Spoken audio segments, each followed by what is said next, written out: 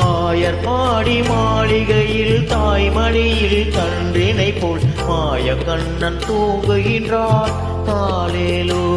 அவன்